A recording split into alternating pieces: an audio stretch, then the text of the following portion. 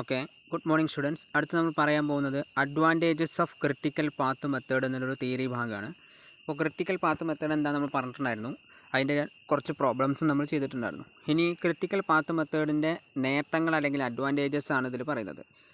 ആദ്യത്തെ പറയുന്നത് it helps the top management to concentrate their attention to the critical activities and their completion in time. അതായത് top മാനേജ്മെൻറ്റിനെ സംബന്ധിച്ചിടത്തോളം critical ആക്ടിവിറ്റികളിൽ കൂടുതലായിട്ട് concentrate ചെയ്യാനും കൃത്യസമയത്ത് ഈ ക്രിട്ടിക്കൽ ആക്ടിവിറ്റികൾ കംപ്ലീറ്റ് ചെയ്യുന്നതിന് വേണ്ടിയിട്ടും അവരെ ഹെൽപ്പ് ചെയ്യുന്നുണ്ട്. So the first advantage means it helps the top management to concentrate their attention to the critical activities. അപ്പോൾ പ്രൊജക്റ്റിലെ ക്രിട്ടിക്കൽ ആക്ടിവിറ്റികൾ ഏതെല്ലാമാണെന്ന് ഐഡൻറ്റിഫൈ ചെയ്യാനും അതിൽ കൂടുതലായിട്ട് കോൺസെൻട്രേറ്റ് ചെയ്യാനും കൃത്യസമയത്ത് ഈ ക്രിട്ടിക്കൽ ആക്ടിവിറ്റികൾ സമയബന്ധിതമായിട്ട് കംപ്ലീറ്റ് ചെയ്യുന്നതിനും അവരെ ഹെൽപ്പ് ചെയ്യുന്നു എന്നുള്ളതാണ് അതിൻ്റെ ആദ്യത്തെ ഒരു നേട്ടമായിട്ട് പറയുന്നത്. രണ്ടാമത് പറയുന്നത് it helps to locate the critical and non critical activities. അതോടൊപ്പം തന്നെ ക്രിട്ടിക്കൽ ആക്ടിവിറ്റികൾ ഐഡൻറ്റിഫൈ ചെയ്യുന്നതോടൊപ്പം തന്നെ ക്രിട്ടിക്കൽ അല്ലാത്ത ആക്ടിവിറ്റികൾ ഏതൊക്കെയാണ് കണ്ടെത്താനും നമുക്ക് കഴിയും.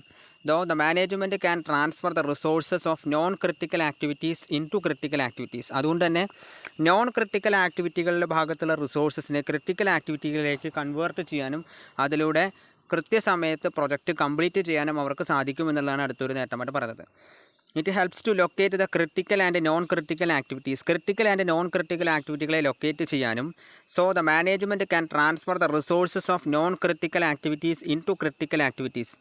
നോൺ ക്രിട്ടിക്കൽ ആക്ടിവിറ്റികളിലുള്ള റിസോഴ്സസിനെ ക്രിട്ടിക്കൽ ആക്ടിവിറ്റികളിലേക്ക് ട്രാൻസ്ഫർ ചെയ്യാനും കൃത്യസമയത്തിനുള്ളിൽ പ്രൊജക്റ്റ് കംപ്ലീറ്റ് ചെയ്യാനും അവരെ ഹെൽപ്പ് ചെയ്യുന്നു എന്നുള്ളതും ക്രിട്ടിക്കൽ പാത്ത് മെത്തേഡിൻ്റെ ഒരു അഡ്വാൻറ്റേജാണ്. നെക്സ്റ്റ് പറയുന്നത് it helps to plan and schedule a project. ഒരു പ്രൊജക്റ്റ് പ്ലാൻ ചെയ്യാനും ഷെഡ്യൂൾ ചെയ്യാനും ഹെൽപ്പ് ചെയ്യുന്നു എന്നുള്ളതും മറ്റൊരു നേട്ടമാണ്. It helps to plan and schedule a project. ഒരു പ്രൊജക്റ്റിനെ പ്ലാൻ ചെയ്യാനും ഷെഡ്യൂൾ ചെയ്യാനും ഹെൽപ്പ് ചെയ്യുന്നു. നാലാമത് പറയുന്നത് it provides relevant information about duration, size and performance of an activity. ഒരു ആക്ടിവിറ്റിയുടെ പെർഫോമൻസ്, സൈസ്, ഡ്യൂറേഷൻ എന്നിവയെ സംബന്ധിച്ചിട്ടുള്ള റെലവൻ്റ് ആയിട്ടുള്ള ഇൻഫർമേഷൻ പ്രൊവൈഡ് ചെയ്യുന്നു എന്നുള്ളതും ഇതിൻ്റെ ഒരു അഡ്വാൻറ്റേജാണ്. അപ്പോൾ എന്തൊക്കെയാണ് ഇതിൻ്റെ അഡ്വാൻറ്റേജസ് പറഞ്ഞത്?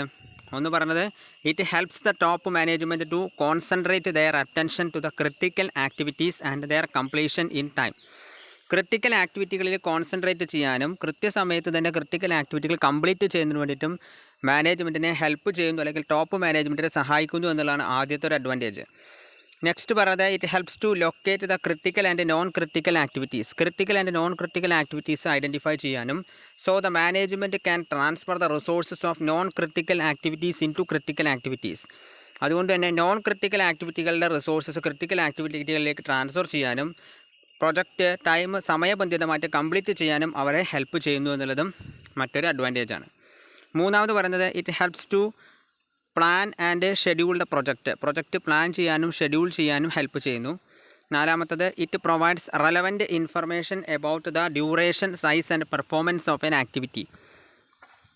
ഒരു ആക്ടിവിറ്റിയുടെ പെർഫോമൻസ്, സൈസ്, ഡ്യൂറേഷൻ എന്നിവയെ സംബന്ധിച്ചിട്ടുള്ള റെലവൻറ്റ് ഇൻഫർമേഷൻസ് പ്രൊവൈഡ് ചെയ്യുന്നു എന്നുള്ളതും അതിൻ്റെ ഒരു അഡ്വാൻറ്റേജാണ്. നെക്സ്റ്റ് ഇതിൻ്റെ ലിമിറ്റേഷൻസ് അല്ലെങ്കിൽ പോരായ്മകൾ എന്തൊക്കെയാണെന്ന് നോക്കാം. ക്രിട്ടിക്കൽ പാത്ത് മെത്തേഡിന് അഡ്വാൻറ്റേജ് ഉള്ള പോലെ തന്നെയാണ് അതിൽ ലിമിറ്റേഷൻസ് ഉണ്ട്. അതെന്തെല്ലാമാണ് നമുക്ക് നോക്കാം. ഫസ്റ്റ് വൺ പറയുന്നത് in critical path method we assume that time of each activity is known. ഓരോ ആക്ടിവിറ്റിയുടെയും സമയവും നമുക്ക് മുൻകൂട്ടി അറിയാൻ കഴിയും എന്നുള്ളതാണ് ഇതിൻ്റെ ആദ്യത്തെ ഒരു ലിമിറ്റേഷൻ. ഓരോ ആക്ടിവിറ്റിയുടെയും ടൈം നമുക്ക് അസ്യൂം ചെയ്യുകയാണ് ചെയ്യുന്നത്, കൃത്യമായിട്ട് അറിയുന്നില്ല. പക്ഷേ റിയൽ പ്രാക്ടീസിൽ അതെന്തായിക്കൊള്ളുന്നില്ല, സത്യസന്ധമായിക്കൊള്ളുന്നില്ല. In critical path method we assume that time of each activity is known. ഓരോ ആക്ടിവിറ്റിയും സമയം നമുക്ക് മുൻകൂട്ടി അറിയും എന്നുള്ള ഒരു അസ്യൂമിനേഷൻ്റെ ഭാഗമായിട്ടാണ് ഇത് ചെയ്യുന്നത്. പക്ഷേ റിയൽ പ്രാക്ടീസിൽ അത് ട്രൂ ആയിക്കൊള്ളണമെന്നില്ല. അസ്യൂമിനേഷൻ ടൈമിന് അനുസൃതമായിട്ടാണ് എന്ത് ചെയ്യുന്നത്, ക്രിട്ടിക്കൽ പാത്ത് മെത്തേഡ് നമ്മൾ ഫോളോ ചെയ്യുന്നത്. പക്ഷേ റിയൽ പ്രാക്ടീസിൽ ഈ അസ്യൂം ചെയ്ത സമയം ശരിയായിക്കൊള്ളണമെന്ന് നിർബന്ധമില്ല. രണ്ടാമത് പറയുന്നത് it does not consider the statistical analysis for determining the time estimate. Time estimate determine ചെയ്യുന്നതിന് വേണ്ടിയിട്ട് പ്രത്യേകമായിട്ടുള്ള ഒരു സ്റ്റാറ്റിസ്റ്റിക്കൽ അനാലിസിസ് ഇവിടെ കൺസിഡർ ചെയ്യുന്നില്ല. So it does not consider the statistical analysis for determining the time estimate. ടൈമിനെ estimate ചെയ്യാൻ ആവശ്യമുള്ള statistical അനാലിസിസിനെ ക്രിട്ടിക്കൽ പാത്ത് മെത്തേഡ് കൺസിഡർ ചെയ്യുന്നില്ല. Next it is only suitable in a project where there is a definite start and definite finish. Definite സ്റ്റാർട്ടും definite ഫിനിഷും ഉള്ള പ്രൊജക്റ്റുകൾക്ക് മാത്രമാണ് ക്രിട്ടിക്കൽ പാത്ത് മെത്തേഡ് എന്നുള്ളത് സ്യൂട്ടബിൾ ആയിട്ടുള്ളത്. അതുപോലെ തന്നെ നാലാമത് പറയുന്നത് if certain changes are introduced in network the entire evaluation of the project is to be repeated and a new critical path is to be determined. നെറ്റ്വർക്കിലെ ചില ചേഞ്ചസ് ഇൻട്രൊഡ്യൂസ് ചെയ്ത് കഴിഞ്ഞാൽ പ്രൊജക്റ്റിൻ്റെ എൻ്റയർ ഇവാലുവേഷൻ റിപ്പീറ്റ് ചെയ്യപ്പെടുകയും അതോടൊപ്പം തന്നെ പുതിയ critical path determine ചെയ്യപ്പെടുകയും ചെയ്യും. അതും അതിൻ്റെ ഒരു ലിമിറ്റേഷനായിട്ട് പറയുന്നുണ്ട്. അപ്പോൾ limitations of critical path method അല്ലെങ്കിൽ ക്രിട്ടിക്കൽ പാത്ത് മെത്തേഡിൻ്റെ പ്രധാനപ്പെട്ട പോരായ്മകൾ എന്ന് പറയുന്നത്, ആദ്യത്തേത് പറയുന്നത് in critical path method we assume that time of each activity is known. ഓരോ ആക്ടിവിറ്റിയുടെയും സമയം നമുക്ക് അറിയാമെന്നുള്ള അല്ലെങ്കിൽ അസ്യൂമിനേഷൻ്റെ ഭാഗമായിട്ടാണ് ക്രിയേറ്റ് ചെയ്യപ്പെടുന്നത്. പക്ഷേ റിയൽ പ്രാക്ടീസ് അത് ട്രൂ ആയിക്കോളണമെന്നില്ല. രണ്ടാമത് പറയുന്നത് it does not consider the statistical analysis for determining the time estimate. Time estimate determine ചെയ്യാനുള്ള സ്റ്റാറ്റിസ്റ്റിക്കൽ അനാലിസിസ് ഒന്നും കൺസിഡർ ചെയ്യുന്നില്ല. മൂന്നാമത്തത് it is only suitable in a project where there is a definite start and definite finish. Definite സ്റ്റാർട്ടും definite ഫിനിഷുമുള്ള ഒരു പ്രൊജക്റ്റിന് മാത്രമാണ് ഇത് സ്യൂട്ടബിൾ ആയിട്ടുള്ളത്. ഡെഫിനിറ്റ് സ്റ്റാർട്ടും ഡെഫിനിറ്റ് ഫിനിഷും ഉള്ള പ്രൊജക്റ്റുകൾക്ക് മാത്രമാണ് ഈ സിസ്റ്റം എന്നുള്ളത് സ്യൂട്ടബിൾ ആയിട്ടുള്ളത്. It is only suitable in a project where there is a definite start and definite finish. Definite സ്റ്റാർട്ടും ഡെഫിനിറ്റ് ഫിനിഷും ഉള്ള പ്രൊജക്റ്റുകൾക്ക് മാത്രമാണ് ഇത് സ്യൂട്ടബിൾ ആയിട്ടുള്ളത്.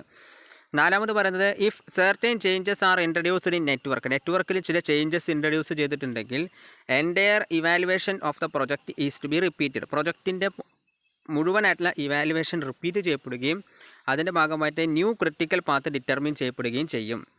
അതും അതിൻ്റെ ഒരു ലിമിറ്റേഷനായിട്ട് പറയുന്നുണ്ട്.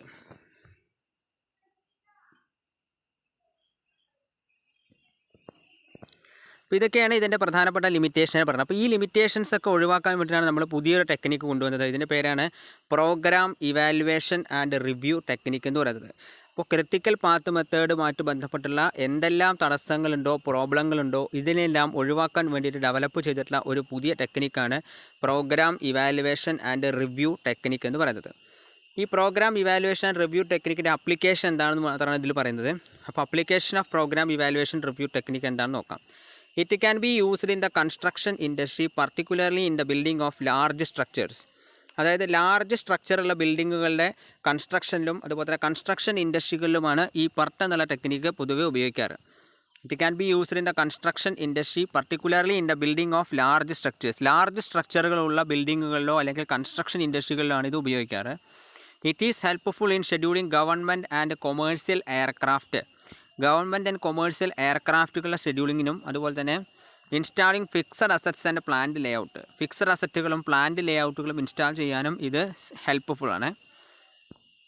അതേപോലെ തന്നെ it can also be used in the general administration of the ഫേമിൻ്റെ ജനറൽ അഡ്മിനിസ്ട്രേഷനിലും എന്ത് ഉപയോഗിക്കുന്നുണ്ട്? പ്രോഗ്രാം ഇവാലുവേഷൻ റിവ്യൂ ടെക്നിക്ക് എന്നുള്ളത് ഉപയോഗിക്കുന്നുണ്ട്. അതുപോലെ തന്നെ it can be used in defence projects, research and development projects etcetera. അതോടൊപ്പം തന്നെ ഇത് ഡിഫൻസ് പ്രൊജക്റ്റുകളിൽ അതായത് പ്രതിരോധ പ്രവർത്തനങ്ങളിലും റിസർച്ച് ആൻഡ് ഡെവലപ്മെൻറ്റ് പ്രൊജക്റ്റുകളിലും ഈ പ്രോഗ്രാം ഇവാലുവേഷൻ റിവ്യൂ ടെക്നിക്ക് എന്നുള്ളത് ഉപയോഗിക്കാറുണ്ട്. അപ്പോൾ PERTൻ്റെ അപ്ലിക്കേഷൻ എന്ന് പറഞ്ഞാൽ എവിടെയൊക്കെയാണ്? ഒന്ന് പറഞ്ഞത് construction industry, particularly in the building of large structures. Large സ്ട്രക്ചറുള്ള ബിൽഡിങ്ങിൻ്റെ നിർമ്മാണ പ്രക്രിയയിൽ അല്ലെങ്കിൽ കൺസ്ട്രക്ഷൻ ഇൻഡസ്ട്രികളിൽ. പിന്നെ അതുപോലെ തന്നെ ഗവൺമെൻറ് ആൻഡ് കൊമേഴ്സ്യൽ എയർക്രാഫ്റ്റുകൾ ഷെഡ്യൂളിംഗ് ചെയ്യുന്നതിന് വേണ്ടിയിട്ട്, ഫിക്സഡ് അസറ്റുകളുടെയും പ്ലാന്റ് ലേഔട്ടുകളുടെയും ഇൻസ്റ്റാളിങ്ങിൻ്റെ സമയത്ത്, പിന്നെ ജനറൽ അഡ്മിനിസ്ട്രേഷൻ ഓഫ് ദ ഫേമിൻ്റെ ജനറൽ അഡ്മിനിസ്ട്രേഷന് വേണ്ടിയിട്ടും, അതുപോലെ തന്നെ ഡിഫൻസ് പ്രൊജക്റ്റുകൾ, റിസർച്ച് ആൻഡ് ഡെവലപ്മെൻറ്റ് പ്രൊജക്റ്റുകൾ. അതായത് ഡിഫൻസ് എന്ന് പറഞ്ഞാൽ നമുക്കറിയാം പ്രതിരോധ പ്രവർത്തനവുമായി ബന്ധപ്പെട്ടുള്ള ആർമി അതുപോലെ തന്നെ എയർഫോഴ്സ് ഇങ്ങനെയുള്ള കാര്യങ്ങൾക്കൊക്കെ വേണ്ടിയിട്ട് ഉപയോഗിക്കാറുണ്ട്. പിന്നെ അതുപോലെ തന്നെ റിസർച്ച് ആൻഡ് ഡെവലപ്മെൻറ്റ് പ്രൊജക്റ്റുകളിലും കോമൺ ആയിട്ട് ഉപയോഗിക്കുന്ന ഒരു ആപ്ലിക്കേഷൻ ടെക്നിക്കാണ് PERT എന്ന് പറയുന്നത്. അപ്പോൾ നമ്മൾ ഇന്നത്തെ ക്ലാസ്സിൽ കുറച്ച് കാര്യങ്ങളാണ് പറഞ്ഞത്. എന്തൊക്കെയാണ് പറഞ്ഞത്? ഒന്ന്, ക്രിട്ടിക്കൽ പാത്ത് മെത്തേഡിൻ്റെ അഡ്വാൻറ്റേജസ്. ക്രിട്ടിക്കൽ പാത്ത് മെത്തേഡ് എന്താണ് നമ്മൾ പറഞ്ഞിട്ടുണ്ടായിരുന്നു. അതുമായി ബന്ധപ്പെട്ടുള്ള കുറച്ച് പ്രോബ്ലംസും നമ്മൾ ചെയ്തിട്ടുണ്ടായിരുന്നു. LFT, EFT, EST അതുപോലെ തന്നെ EFT ഇതെല്ലാം കാൽക്കുലേറ്റ് ചെയ്യാനുള്ള പ്രോബ്ലംസും, total float, free float, independent float, slack ഇതൊക്കെ നമ്മൾ പറഞ്ഞിട്ടുണ്ടായിരുന്നു. ഇതെല്ലാം കൂടി ചേരുന്നതാണ് ക്രിട്ടിക്കൽ പാത്ത് മെത്തേഡ് എന്ന് പറയുന്നത്. ആ ക്രിട്ടിക്കൽ പാത്ത് മെത്തേഡിൻ്റെ നേട്ടങ്ങൾ അല്ലെങ്കിൽ അഡ്വാൻറ്റേജസും പറഞ്ഞു. അതോടൊപ്പം തന്നെ അതിൻ്റെ ലിമിറ്റേഷൻസ് അല്ലെങ്കിൽ പോരായ്മകളും നമ്മൾ പറഞ്ഞു.